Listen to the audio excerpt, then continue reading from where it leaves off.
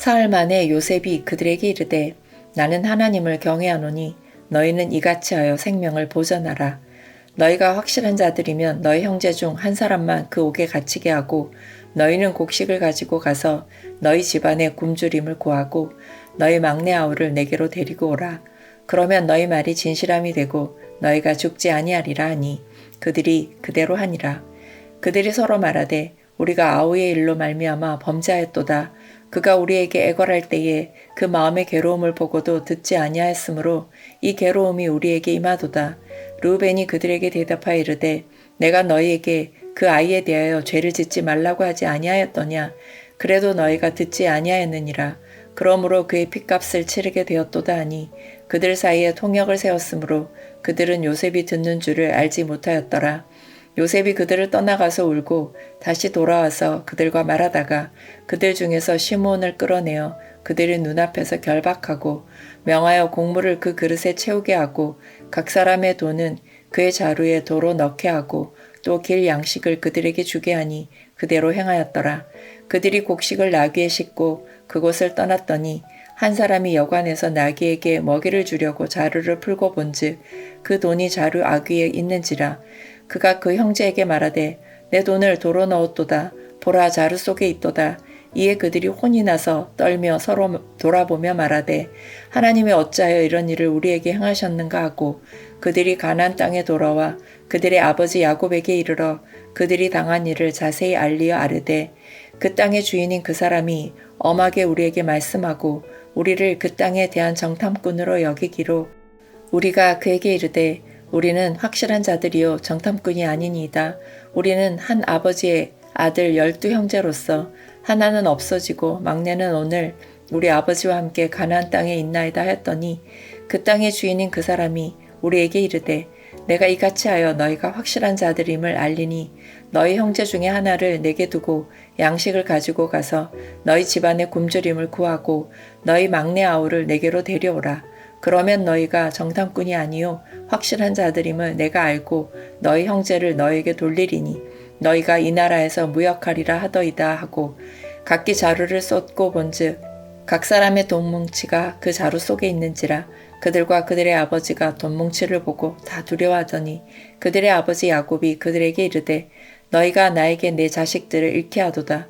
요셉도 없어졌고 시므온도 없어졌거늘 베냐민을 또 빼앗아 가고자 하니 이는 다 나를 해롭게 함이로다.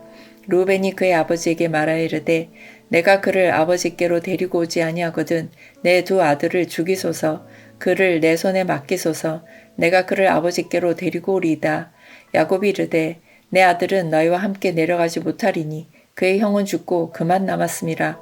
만일 너희가 가는 길에서 재난이 그에게 미치면 너희가 내 흰머리를 슬퍼하며 스올로 내려가게 함이 되리라.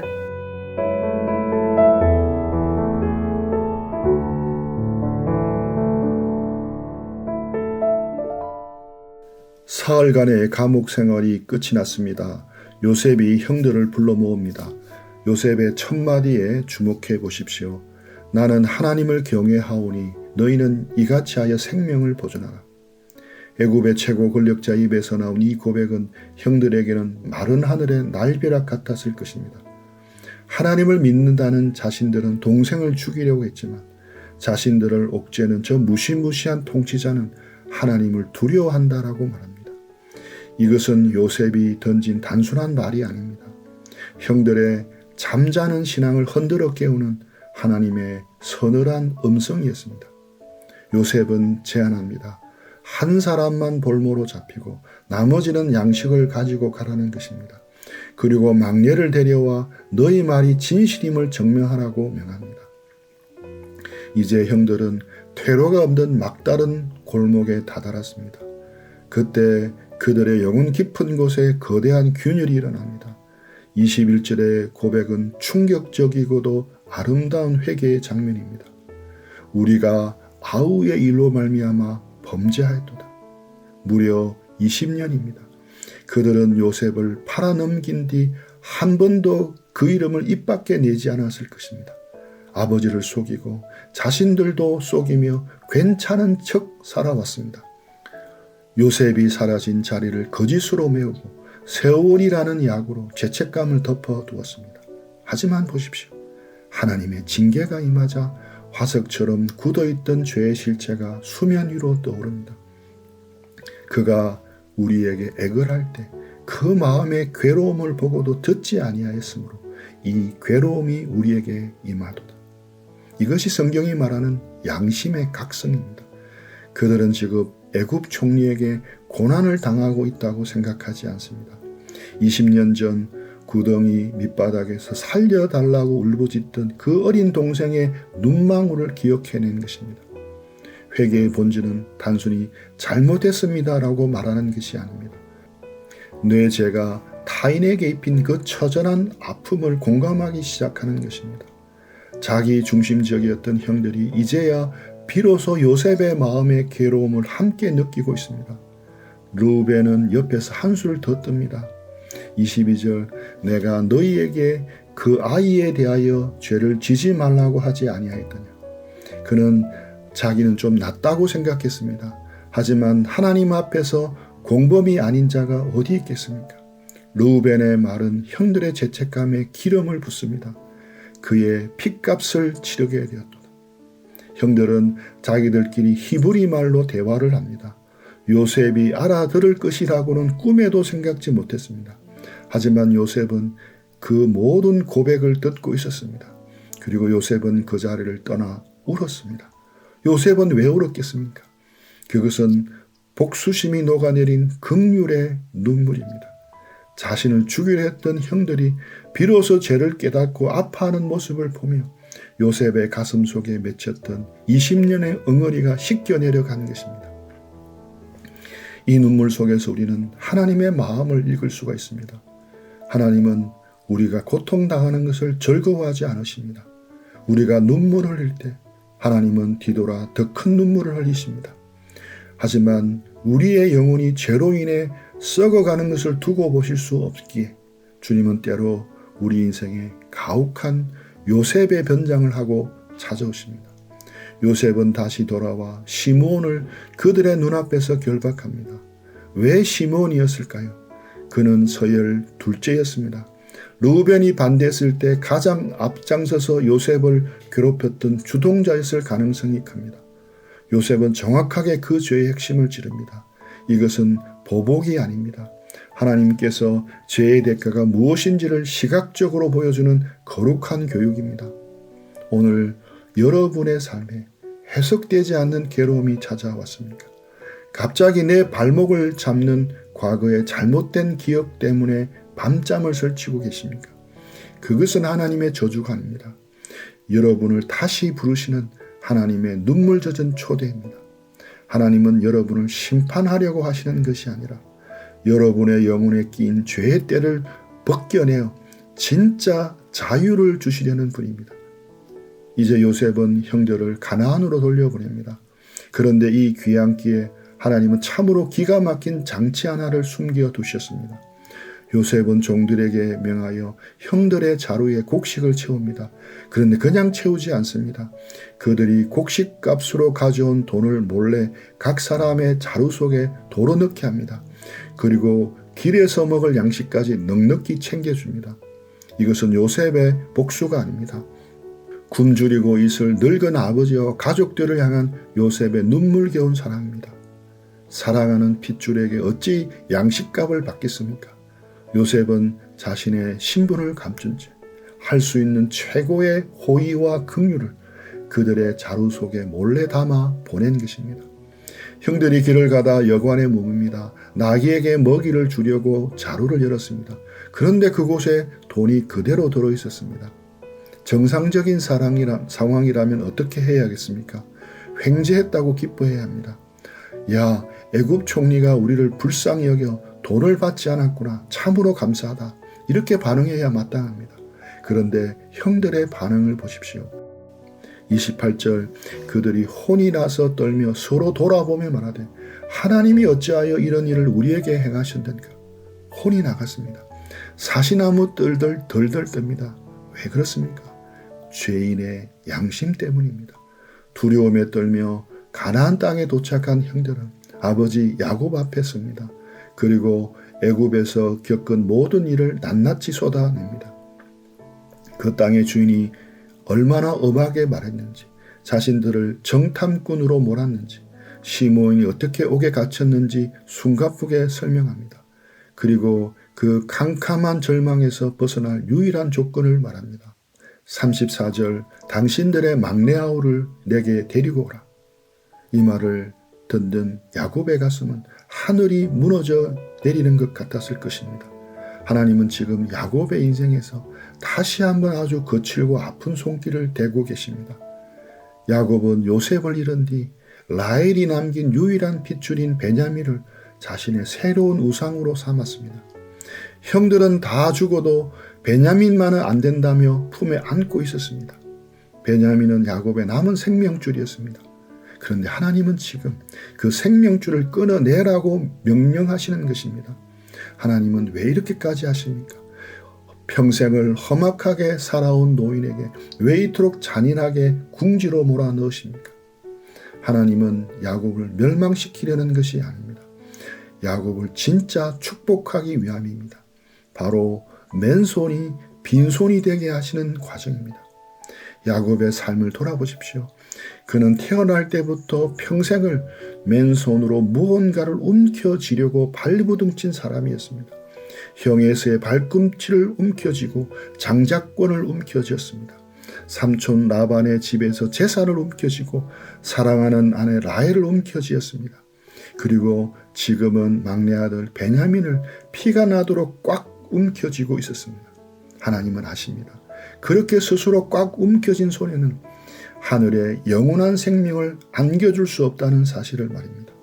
손을 펴야 합니다. 쥐고 있는 우상을 놓아야 합니다. 그래서 기근이라는 거대한 재앙을 통해 시므온의 결박이라는 위기를 통해 야곱의 굳은 손가락을 하나씩 강제로 펴고 계시는 것입니다. 베냐민을 내려놓아야 비로소 죽은 줄 알았던 요셉을 다시 얻을 수가 있습니다. 내 생명처럼 아끼는 것을 포기하고 그 완전한 항복의 자리로 나아갈 때 하나님이 준비하신 구원의 잔치가 시작되는 것입니다. 그 두려움의 한가운데서 요셉이 절규합니다. 36절, 너희가 나에게 내 자식을 잃게 한도다. 요셉은 없어졌고 시므온도 없어졌거늘 베냐민을 또 빼앗아 가고자 하니 이는 다 나를 해롭게 함이로다. 야곱의 이 탄식을 가만히 들어보십시오. 뼛속 깊은 원망이 배어 있습니다. 야곱은 지금 자기 아들들을 의심하고 있습니다. 너희가 요셉도 없애버리더니 이제 시므온도 없애고 내 마지막 남은 베냐민마저 빼앗으려 하는구나. 야곱은 아들들을 믿지 못합니다. 20년 전 요셉이 피 묻은 채색 옷으로 돌아왔을 때 야곱의 가슴 속에는 지워지지 않는 불신과 상처가 자리 잡고 있었을 것입니다. 이는 다 나를 해롭게 함이로다. 야곱의 눈에는 모든 상황이 자신을 망가뜨리는 것처럼 보였습니다. 요셉도 잃고 시므온도 갇히고 기근은 심하고 이제 베냐민마저 내놓으라니 사방이 꽉 막힌 절망이었습니다.